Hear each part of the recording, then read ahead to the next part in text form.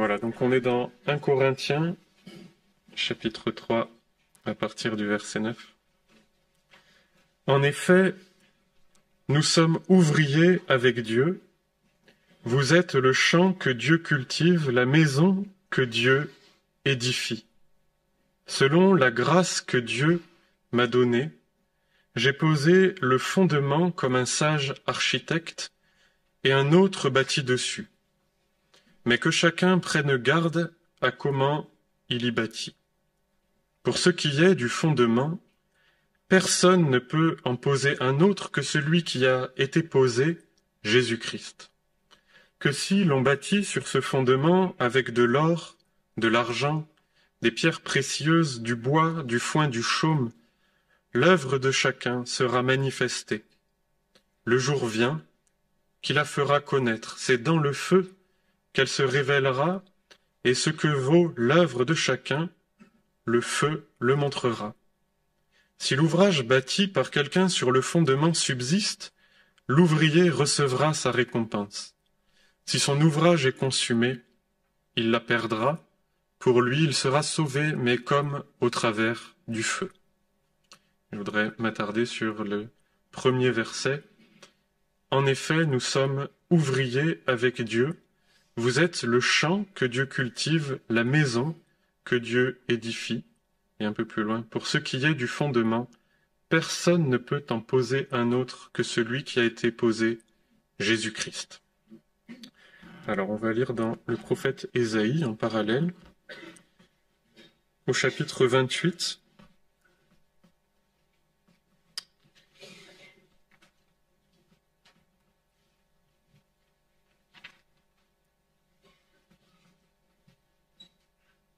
Et on va lire à partir du verset 16, chapitre 28, verset 16. C'est pourquoi ainsi parle le Seigneur l'Éternel, voyez, j'ai mis pour fondement en Sion une pierre angulaire, choisie et précieuse, solidement posée. Celui qui s'appuiera sur elle ne sera pas réduit à s'enfuir. Je prendrai le droit pour règle et la justice pour niveau. La grêle emportera le refuge du mensonge et les eaux submergeront votre abri.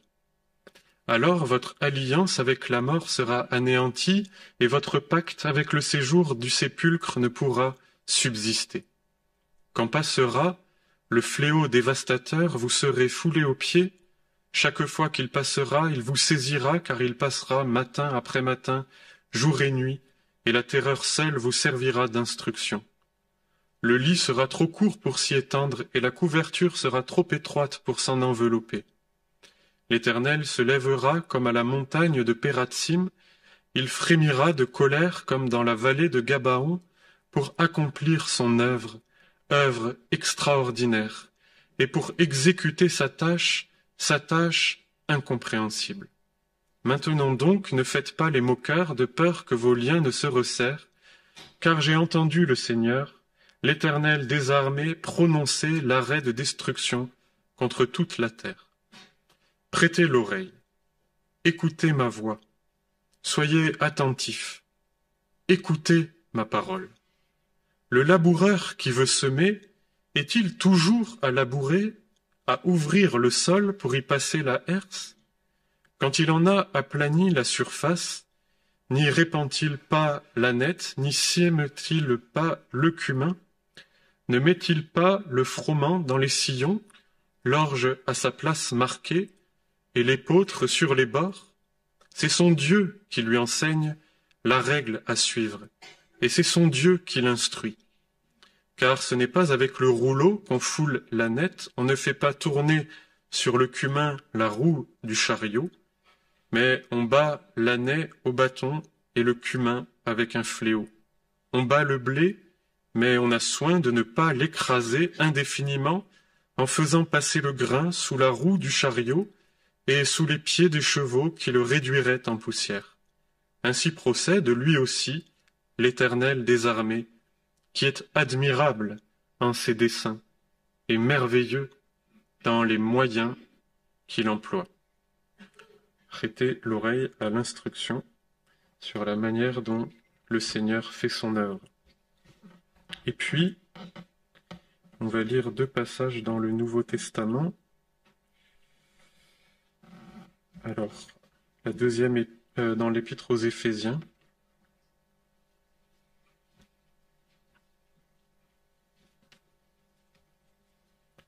Chapitre 2, verset 20. Éphésiens 2, verset 20. Vous avez été édifiés sur le fondement des apôtres et des prophètes, Jésus-Christ lui-même étant la pierre de l'angle, sur laquelle tout l'édifice bien coordonné s'élève pour être un temple saint dans le Seigneur. C'est par lui que vous aussi, vous faites partie de cet édifice pour devenir une maison de Dieu en esprit. Et oui, voilà, et je voulais lire un dernier texte dans Matthieu, au chapitre 20 et au verset 1. Matthieu 20, verset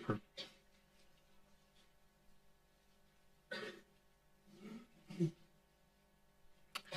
En effet, le royaume des cieux est semblable à un père de famille qui sortit dès le point du jour, afin de louer des ouvriers pour sa vigne. Étant convenu avec les ouvriers d'1 denier par jour, il les envoya à sa vigne. Il sortit encore vers la 3e heure, et il en vit d'autres qui se tenaient sur la place, sans rien faire. Il leur dit, « Allez, vous aussi, à la vigne, et je vous donnerai ce qui sera juste. » Et ils y allèrent. Il sortit de nouveau, vers la 6e et vers la 9e heure, et il fit la même chose. Étant sorti vers la 11e heure, il en trouva d'autres qui se tenaient sur la place, et il leur dit, « Pourquoi vous tenez-vous ici tout le jour, sans rien faire ?»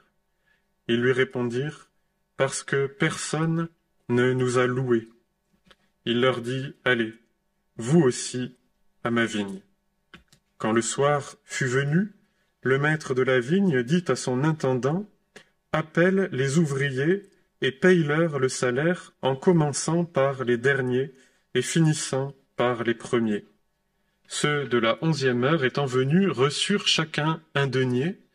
Les premiers venant à leur tour s'attendaient à recevoir davantage, mais ils reçurent eux aussi chacun 1 denier. Et l'ayant reçu, ils murmuraient contre le père de famille en disant, « Ces derniers n'ont fait qu'1 heure, et tu les as traités comme nous, qui avons supporté le poids du jour et la chaleur. » Mais il répondit à l'un d'eux, « Mon ami, je ne t'ai pas fait de tort, n'es-tu pas convenu avec moi d'1 denier? Prends ce qui est à toi, et va-t'en. Je veux donner à ce dernier autant qu'à toi. Ne m'est-il pas permis de faire ce que je veux de ce qui m'appartient? Où vois-tu d'un mauvais œil que je sois bon? Ainsi les derniers seront les premiers, et les premiers seront les derniers. » Je m'excuse, mais en fait, je voudrais quand même lire encore un autre texte dans Ésaïe, au chapitre 5, verset 1. Ésaïe, chapitre 5, verset 1.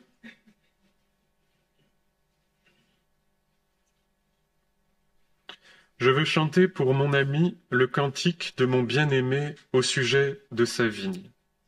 Mon ami avait une vigne sur un coteau fertile. Il la défricha, il en ôta les pierres, il y planta des cèpes exquis. Il bâtit une tour au milieu d'elle et il creusa un pressoir. Or il espérait qu'elle produirait des raisins, mais elle donna des grappes sauvages. Maintenant donc, habitants de Jérusalem, hommes de Juda, jugez, je vous prie, entre moi et ma vigne. Qui y avait-il à faire à ma vigne que je n'ai pas fait pour elle? Pourquoi, lorsque j'espérais qu'elle produirait des raisins, a-t-elle produit des grappes sauvages? Eh bien, je vais vous apprendre ce que je veux faire à ma vigne. J'arracherai sa haie et elle sera broutée. J'abattrai sa clôture et elle sera foulée aux pieds. Je la mettrai en ruine, elle ne sera plus ni taillée ni bêchée. Il y croîtra des ronces et des épines, et je commanderai aux nuées de ne plus laisser tomber la pluie sur elle. Et un tout petit peu plus loin, verset 11. Malheur à ceux qui se lèvent de grand matin pour courir après les boissons enivrantes, et qui tard dans la nuit sont échauffés par le vin, la harpe et le luth, le tambourin, la flûte et le vin, voilà leur festin. Mais ils ne prennent pas garde à l'œuvre de l'Éternel, ils ne voient pas l'ouvrage de ses mains. Et il y a d'autres traductions qui disent « Ils n'ont pas même un regard pour l'œuvre de ses mains ».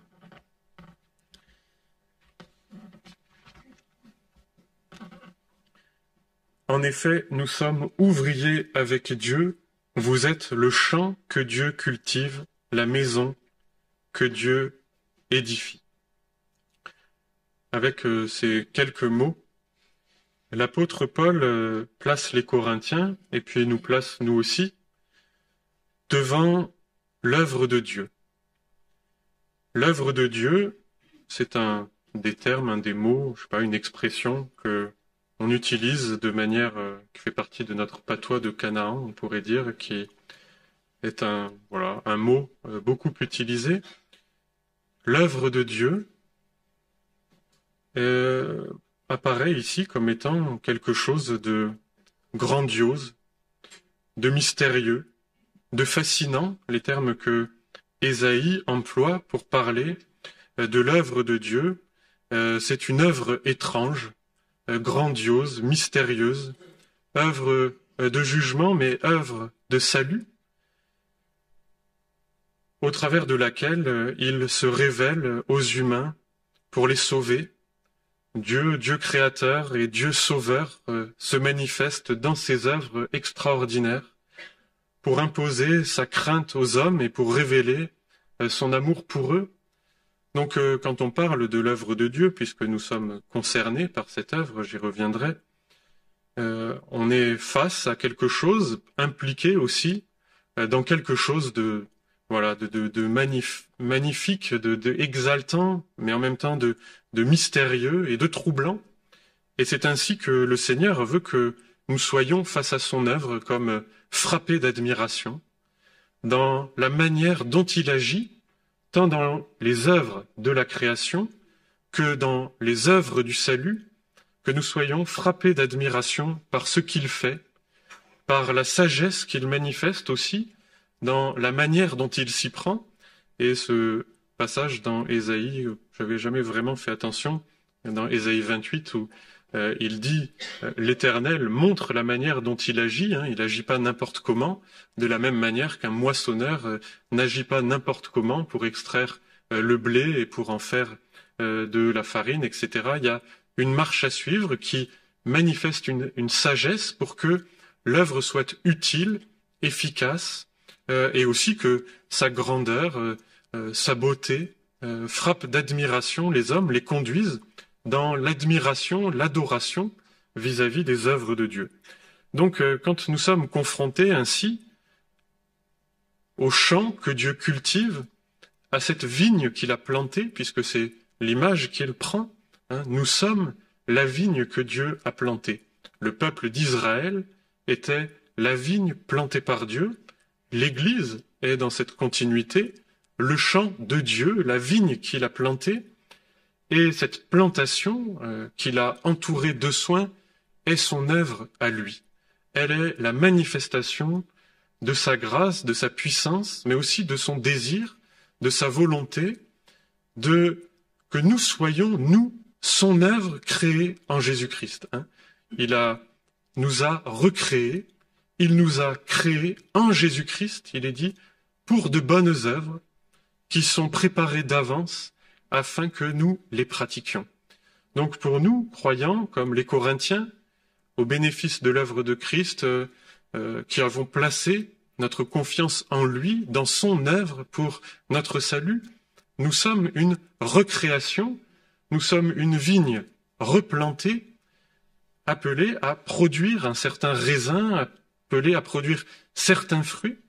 Dieu l'a planté pour cela, pour son agrément, pour sa gloire, et il nous implique dedans, c'est particulier, nous sommes à la fois sa plantation, sa vigne, et nous sommes, il est dit, ouvriers avec Dieu, et nous sommes le champ que Dieu cultive.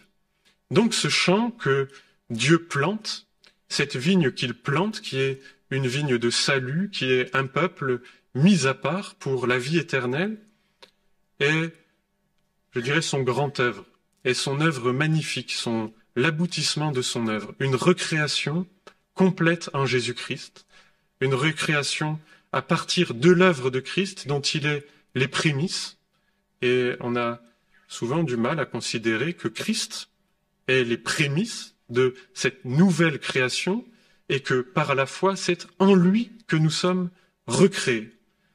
Créés poussière, créés chair, nous sommes recréés en lui, être spirituel, et cette œuvre grandiose, admirable qu'il manifeste sur la terre, il nous invite à y prendre part.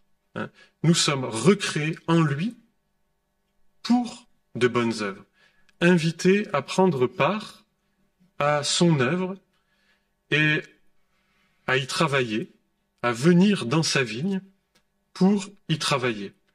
Il y a des moments dans la parole d'appel particulier à ce que nous prenions conscience que l'œuvre de Dieu est en train de se faire et que Dieu veut la faire avec nous. La moisson est grande, le champ est grand et, malheureusement, il y a peu d'ouvriers qui entendent l'appel pour y entrer, de quelque manière que ce soit, on y reviendra, répondant à l'appel. Il y a un champ, il y a une œuvre admirable de salut à laquelle Dieu nous convie, il nous a fait co-ouvriers, collaborateurs de son œuvre, nous, des hommes, nous qui ne sommes que chair, qui étions éloignés de lui et ennemis par toutes nos pensées, étant recréés par lui en Jésus-Christ, il nous invite et nous appelle à entrer à son service, dans son œuvre, mais la moisson est grande et pourtant il y a peu d'ouvriers. C'est un mystère. Pourquoi y a-t-il si peu d'ouvriers? La parole nous le dit. Ils ne prennent pas considération, ils n'ont pas même un regard pour l'œuvre de Dieu, pas d'œil pour voir l'œuvre de Dieu en train de se faire. Pourquoi y a-t-il si peu d'ouvriers, de réponses à l'appel? Parce que nous n'avons pas l'œil pour voir l'œuvre de Dieu en train de se faire. Et dans le contexte d'Ésaïe, parce que le verset m'a quand même frappé, ils n'ont pas même un regard pour l'œuvre de l'Éternel, pas de considération, pas d'intérêt. On ne voit pas l'œuvre en train de se faire, on ne voit pas les besoins de se faire. Pourquoi? Parce qu'il est dit trop accaparé par ses œuvres propres, trop accaparé par ses œuvres personnelles, par le désir de faire son œuvre sur la terre. Il est dit, ils ajoutent, dans le contexte, je ne l'ai pas lu, mais la suite, ils ajoutent maison à maison, ils construisent leur propre œuvre pour la terre, et ils courent après le vin dès le matin pour faire la fête.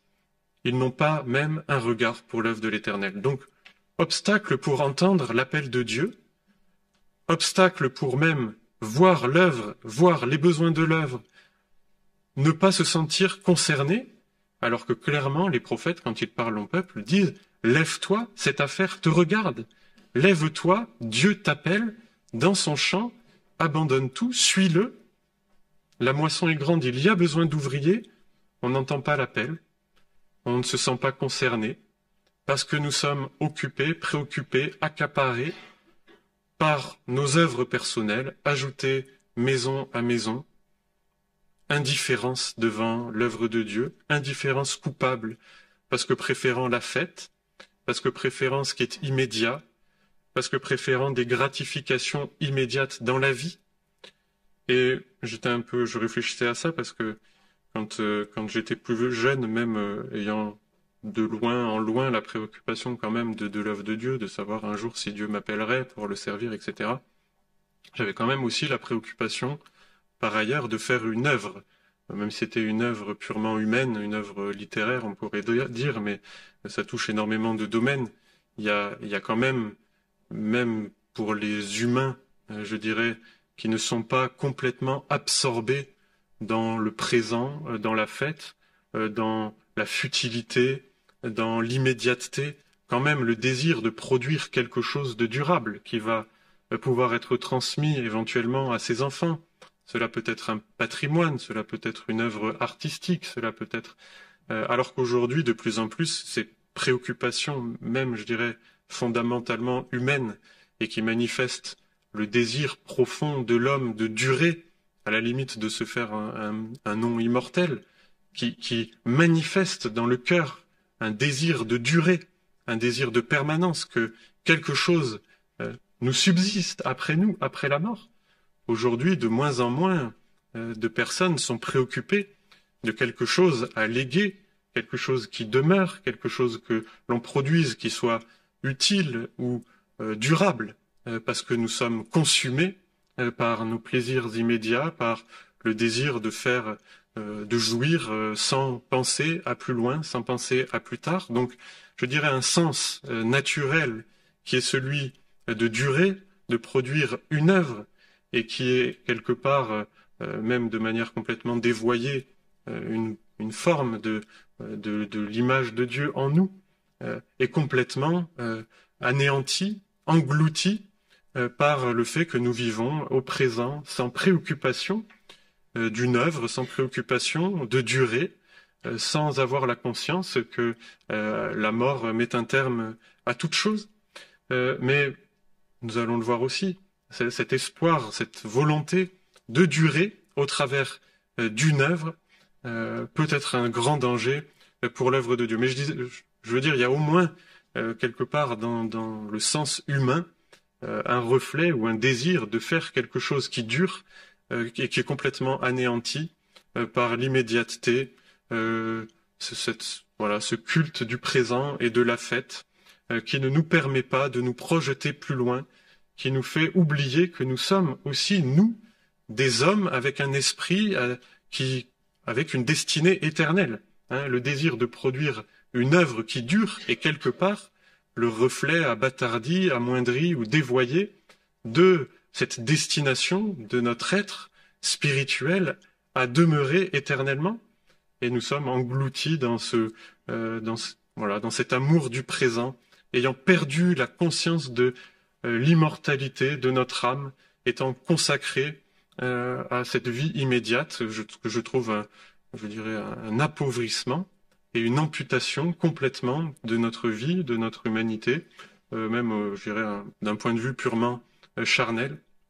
Mais ici, on le voit, le Seigneur nous invite à rentrer dans son œuvre éternelle de salut, et que nous entendions son appel, que nous entendions sa voix pour comprendre, prendre conscience, saisir notre vocation, la vocation en Christ qu'il nous donne, afin de le servir et de ne pas perdre notre temps dans des futilités, dans le désir de bâtir son œuvre personnelle ou de vivre dans un présent permanent, sans conscience que Dieu nous demandera des comptes sur la manière dont nous avons vécu dans notre corps, sur les œuvres de justice que nous avons pratiquées.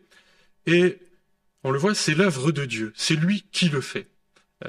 Planter la vigne, nous recréer en Jésus-Christ par son esprit, ce n'est pas nous qui pouvons le faire, c'est en réponse à son appel par la parole, Dieu qui le fait. C'est son œuvre. Son œuvre nous précède, sa volonté de nous voir agir avec lui nous précède, c'est lui qui nous fait entrer dans ce qu'il a déjà accompli en Christ. Ces œuvres sont accomplies pour qu'on les pratique en Jésus-Christ. Cette œuvre nous précède, elle n'est pas la nôtre.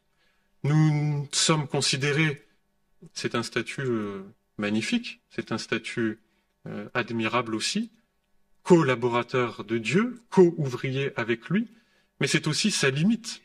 Nous ne sommes que des instruments dans son œuvre, c'est lui qui plante la vigne, c'est lui qui trace et qui dessine le plan que nous avons à suivre. Et la question du prophète Ésaïe, pourquoi la vigne que j'avais plantée, moi, le Seigneur, pourquoi cette vigne, plutôt que de donner des bons raisins, j'avais planté un bon cépage, pourquoi a-t-elle produit un raisin sauvage? Dieu plante sa vigne, il fait son œuvre, il a tout accompli en Jésus-Christ. Tout est créé, il n'y a plus qu'à entrer dedans par la foi. Et cette vigne plantée, Dieu s'interroge et se demande pourquoi le raisin qu'elle devait produire, je dirais un grand cru, est devenu un raisin sauvage. Comment est-ce qu'on est passé d'une vigne plantée par mes soins, pour laquelle j'ai tout fait, tout accompli, tout donné, donne un raisin sauvage? Et là, je crois que c'est la question qui doit nous interroger, nous. Pourquoi, Dieu ayant tout accompli, Dieu nous ayant recréés en Jésus-Christ, pourquoi le fruit, le bon raisin, est devenu un raisin sauvage? Et il y a évidemment, bien sûr, quand on sert le Seigneur, un glissement qui peut s'opérer à cause de la chair, de l'inertie de la chair, de la force de la chair, un glissement. Nous passons de ce raisin bon, du cep bon qui a été planté, sur lequel nous sommes greffés, à un raisin sauvage par un glissement dont on n'a pas toujours conscience et qui vient du fait que nous voulons être créateurs nous-mêmes et mettre la main à l'œuvre de Dieu. Nous avons quand même du mal, et ça on s'en rend compte à tous les niveaux de l'œuvre, à être simplement des instruments que Dieu utilise en fonction de ses besoins, quand lui-même l'a décidé, quand lui-même le provoque et le fait. Il vient toujours un moment où, étant dans l'œuvre de Dieu, nous prenons la main sur cette œuvre par ambition, par orgueil personnel, par désir de faire, par désir d'accomplir. Ça vient souvent quand l'œuvre semble au point mort. Il y a, je pense, une grande tentation. Lorsque l'on est personnellement dans un échec, je me suis rendu compte, en ce qui me concernait, au niveau de la prédication, quand il s'agit de faire de l'œuvre de Dieu, qu'on a fait pendant un certain temps des prédications, des messages qui portent pas beaucoup de fruits, on se sent quelque peu abandonné par Dieu, stérile, incapable de rien, et puis je sais pas comment dire, un peu triste et désespéré devant sa propre nullité. Et le réflexe, et c'est pareil dans l'œuvre de Dieu, quand l'œuvre de Dieu semble pécloter, avoir du mal à avancer, que les choses sont difficiles, au point mort. La tentation de réagir et de mettre soi-même la main par des idées, par des innovations de toutes sortes, pour relancer de manière artificielle l'œuvre de Dieu, ne prenant pas conseil avec son esprit, forgeant des idées, des possibilités de relancer l'œuvre et même de relancer la prédication. Et ça m'est arrivé régulièrement d'avoir cette tentation après des périodes particulièrement difficiles, je vais me remettre au travail, je vais reprendre les choses en main, essayer un peu de produire quelque chose par moi-même quand je médite la parole, pour en sortir, pour en extraire quelque chose par mon travail, par la force de ma méditation, etc.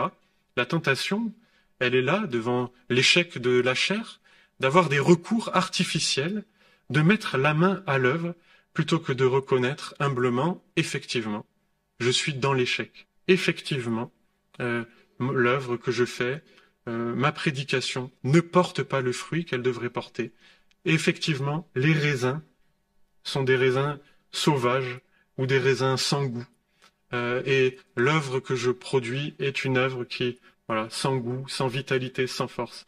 De s'en humilier, éventuellement aussi d'en rechercher les causes, revenir à Dieu dans la repentance et dans la foi, pour que ce soit lui qui, par son esprit, nous faisant grâce, réanime l'œuvre, réanime la prédication, redonne le courage, redonne par son esprit vie à son œuvre et produise à nouveau un raisin qui est celui de sa plantation.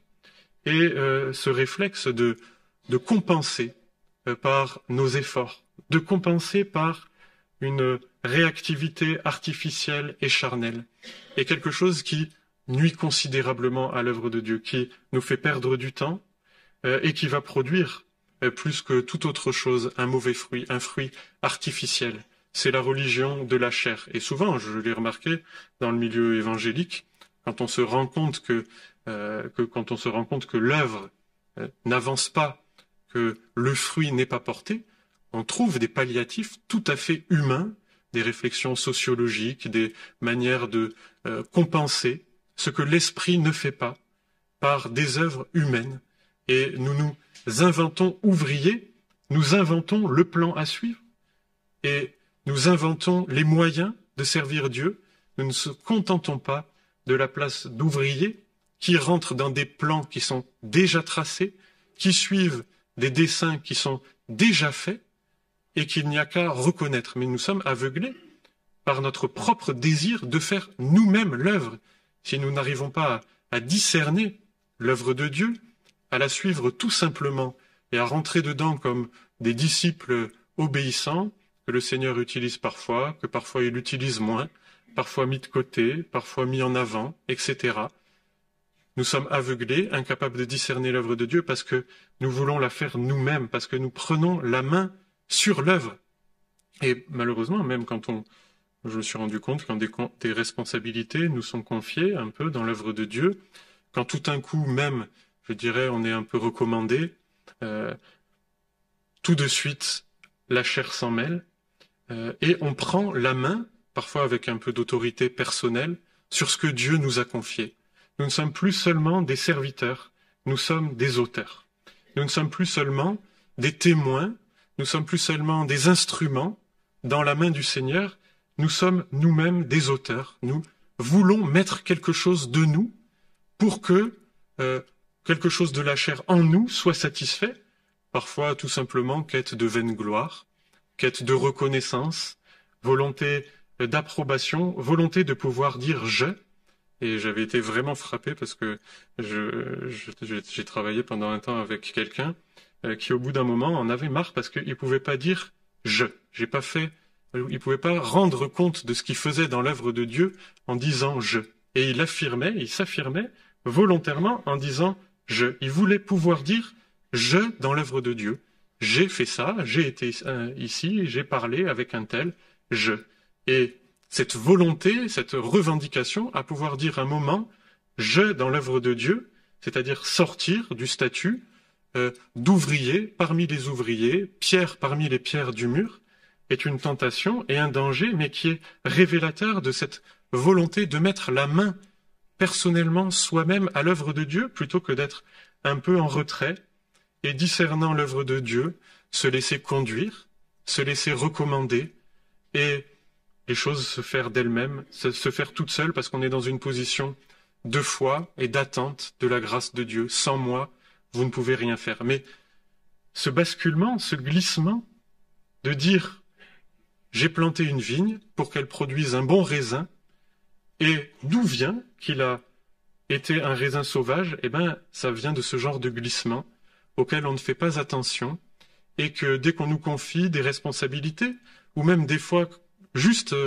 à produire quelque chose dans l'œuvre de Dieu, l'esprit des artistes, l'esprit des bâtisseurs, tout d'un coup se réveille. On ne peut plus simplement produire des choses dans l'humilité, il faut y mettre l'esprit des artistes, dans les compositions musicales, dans les fabrications qu'on peut faire, les objets, dans la construction, dans l'écriture, dans la réflexion, dans la prédication. Il faut que nous y mettions notre part, notre esprit artistique, notre esprit bâtisseur, notre esprit, qu'on pourrait dire, constructeur. Or, la parole nous avertit bien ici, Jésus-Christ est le fondement, la pierre de l'angle. Nul ne peut poser un autre fondement que Jésus-Christ seul, la pierre qu'ont rejetée les bâtisseurs. Les hommes qui construisent l'unité de l'Église de manière artificielle et charnelle, les hommes qui construisent, qui bâtissent la grande ville, que ce soit Babylone, que ce soit les hommes mus par un instinct créatif, par un instinct créateur, artistique, bâtisseur, sont ceux justement qui ont rejeté la pierre de l'angle sur laquelle l'Église est bâtie. Donc il y a bien une séparation dans nos cœurs qui doit s'opérer et faire attention aux glissements qui peuvent survenir. De serviteur, je deviens créateur, je mets ma touche artistique, je me mets en valeur, je recherche ma propre gloire, je cherche un accomplissement personnel au travers de ce que je fais, de ce que je produis, et qui va se manifester comment? comme Caïn. Si mon œuvre n'est pas reconnue, si elle n'est pas approuvée, si elle ne suscite pas éloge et approbation, instinctivement, amertume, colère, parce que ce sont les œuvres faites dans l'esprit de Caïn, père des bâtisseurs. Et la pierre qu'ont rejetée les bâtisseurs, Jésus-Christ, est celle qui a été jetée hors du camp. Et il nous est dit, venez hors du camp pour venir à Christ, cette pierre que les hommes n'ont pas considérée, qu'ils n'ont pas jugée digne d'être le fondement de quoi que ce soit, voulant être à eux-mêmes leur propre fondement. C'est sur lui que nous sommes appelés à bâtir. Pierre rejetée par les bâtisseurs, trouvée négligeable, sur laquelle Dieu construit son œuvre. Et nous sommes appelés à venir à lui en acceptant qu'une séparation s'opère par l'esprit entre notre esprit artiste, bâtisseur, notre volonté de nous développer dans l'œuvre de Dieu et qui va créer toutes sortes de divisions, de tensions, d'animosité, d'amertume, parce que notre œuvre n'est pas reconnue à sa juste mesure. Et il faut faire très attention. L'esprit artiste, l'esprit bâtisseur est l'esprit de Caïn, source amère, inspiration diabolique, charnelle, source amère qui se manifeste par un esprit de dispute et un esprit de division. Donc il y a bien, dans ce qui nous inspire dans l'œuvre de Dieu, des esprits très différents, source amère ou source divine, qui va être une œuvre, qui va produire une œuvre qui se fait dans la paix, qui se fait dans la justice et qui se fait dans l'amour, renoncement à soi, pour que l'œuvre soit prioritaire, pour que les autres, parce que l'œuvre de Dieu, c'est pas construire des grandes choses, l'œuvre de Dieu, c'est le prochain immédiat, soit au centre de mon service. Alors à ce moment-là, il faut qu'il y ait cette séparation. Sinon, nous allons produire les fruits de la chair. Et les fruits de la chair, ce sont les divisions, les disputes, les rivalités, les jalousies. À partir du moment où on me reproche cet état d'esprit, il est hyper important de revenir en soi-même, de laisser son cœur être brisé et de saisir par la foi cette œuvre de Christ qui nous met à part, qui nous sépare de l'esprit des bâtisseurs, de ceux qui veulent grandir, faire de grandes choses et construire de grandes choses, plutôt que d'être simplement à leur place. Et je terminerai là-dessus, ce que j'ai trouvé très beau dans cette parabole des ouvriers de la dernière heure. Les ouvriers de la dernière heure n'ont pas eu le temps de construire grand-chose. Si on est appelé et qu'on répand à la parole tard dans sa vie, est-ce qu'on a eu le temps de construire grand-chose? Est-ce qu'on a eu le temps de construire de grandes œuvres? Pas du tout. Et pourtant, la récompense est identique. Donc il y a bien quelque chose à comprendre là. C'est pas ce qu'on fait qui est important. C'est pas la grandeur de notre œuvre et tout ce qu'on y met de soi est personnel. L'œuvre de Dieu, c'est que vous croyez en celui que j'ai envoyé, Jésus-Christ. La première œuvre, croire en Jésus-Christ. Et la récompense est la même pour tous, les ouvriers de la première heure comme les ouvriers de la dernière heure. Mais à qui la grâce est faite? Elle est faite à ceux qui sont sur la place. Ceux qui sont sur la place, ce sont ceux qui, ayant vu l'œuvre de Dieu, connaissant les besoins et ne sachant que faire, se sentant soit dans un esprit trop différent, c'est-à-dire vraiment l'esprit des bâtisseurs et des artistes, et se sentant par là justement disqualifiés, parce qu'on a trop de capacités, parce qu'on a trop de qualités humaines, ou parce que, on sent que tout dans notre être est l'esprit de Caïn, ou alors ceux qui se sentent inaptes et incapables. Tous ces hommes-là se retrouvent sur la place. Et Jésus vient chercher, à chaque heure du jour, des hommes pour travailler dans son œuvre. Qu'est-ce que nous avons à faire si ce n'est nous trouver disponibles sur la place? Sur la place, il y a toutes sortes de personnes. Et Dieu ne vient pas les chercher au même moment, ni pour la même chose. Mais l'important pour nous, c'est ayant vu l'œuvre de Dieu, ayant de l'estime et de l'admiration pour ce que Dieu fait, ayant compris qu'il veut nous y associer, nous trouver sur la place et attendre que le Seigneur vienne nous chercher et nous oriente et nous conduise. Et nous avons la certitude que dans cet esprit-là, notre raisin, le fruit que nous porterons, sera quelque chose qui est à sa gloire, pour son agrément et pour le bien de son œuvre et l'avancement de son royaume. L'attitude, elle est extrêmement simple, mais encore faut-il se trouver sur la place, sans devancer l'appel de Dieu, sans aller avant qu'il nous appelle, et en nous laissant faire comme des instruments dans sa main. Et c'est le seul moyen, je crois vraiment, qu'il y ait bénédiction, parce que nous suivons la manière dont Dieu agit. Non pas agissant à sa place, mais suivant et discernant la manière dont il agit lui-même, et nous laissant conduire par la parole, jour après jour. C'est l'assurance je pense, d'une vie fructueuse, et d'éviter le genre de glissement qui se fait que de jour au lendemain, sans avoir compris comment, le fruit que nous produisons n'est plus le fruit que le Seigneur attendait, raisin sauvage plutôt que raisin de grand cru.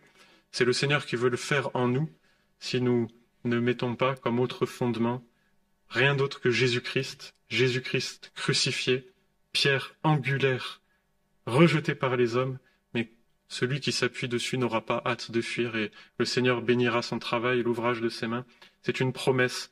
Encore faut-il revenir et vraiment l'accepter au fond du cœur. Je vous invite à prier pour le recevoir.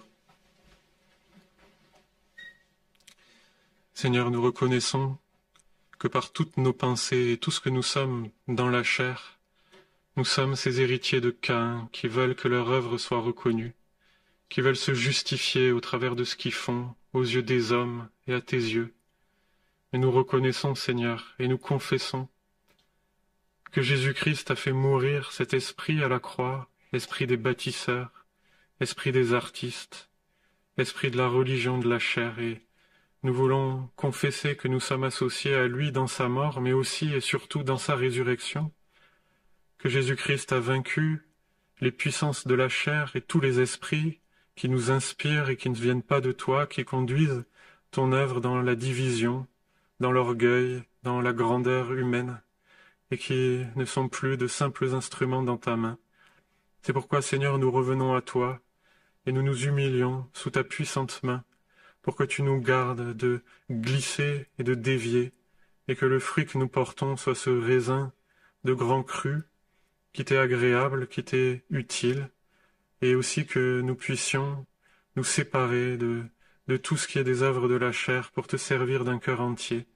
Nous croyons que tu le fais par ton esprit, c'est ton œuvre, pas la nôtre, c'est ton esprit, pas l'esprit qui vient de la chair, et nous nous laissons, Seigneur, visiter par toi en recevant ta parole, pour que tu renouvelles en nous un zèle qui est pas un zèle amer, pas un esprit de dispute, mais l'acceptation d'être simplement des instruments dans ta main, avec l'assurance que tu nous conduis par la foi dans tes œuvres préparées d'avance.